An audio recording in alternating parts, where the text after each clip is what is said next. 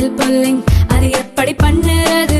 காலையில் எழுந்ததும் எதுவும் சாப்பிடாமல் இதயம் வளத்தை வாயில ஊத்தி நல்லா கொப்பளிக்கணும், அப்புறம் அதை துப்பிடணும். இதுதான் ஆயில் புல்லிங்.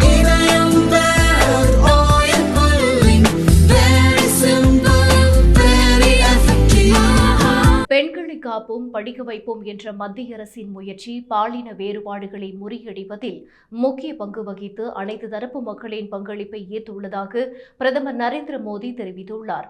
பெண்களை காப்போம் படிக்க வைப்போம் இயக்கம் தொடங்கப்பட்டு இன்றுடன் 10 ஆண்டுகள் நிறைவடைந்ததை முன்னிட்டு பிரதமர் நரேந்திர மோடி மகள்களை காப்போம் மகள்களை படிக்க வைப்போம் இயக்கம் 10 ஆண்டுகளை பூர்த்தி செய்து மிகப்பெரிய மாற்றத்தை ஏற்படுத்தியுள்ளது. இப்போது இது மக்கள் இயக்க முயற்சியாக மாறி அனைத்து தரப்பு மக்களின் பங்கேற்பை ஈர்த்துள்ளது. பெண் குழந்தைகள் கல்வி பெற்று தங்களின் கனவுகளை அடைவதற்கான வாய்ப்புகள் மற்றும் சூழலை உருவாக்கியுள்ளது. மகள்களை காப்போம் மகள்களை படிக்க வைப்போம் இயக்கம் குறிப்பிடத்தக்க மைல் கற்களை அடைந்துள்ளது.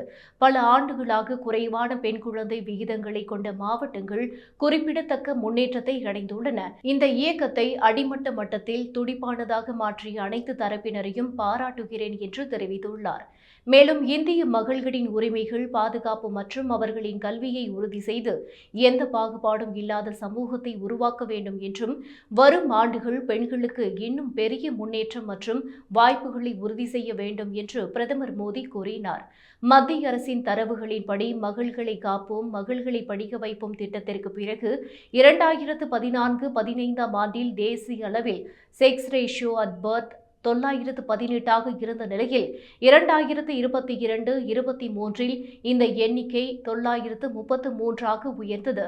மேலும் இடைநிலை கல்வியில் பெண்களுக்கான மொத்த சேர்க்கை விகிதம் 2014 முதல் 15 75.51% இருந்த நிலையில் 2021-22 மொத்த சேர்க்கை விகிதம் 79.4% அதிகரித்துள்ளது.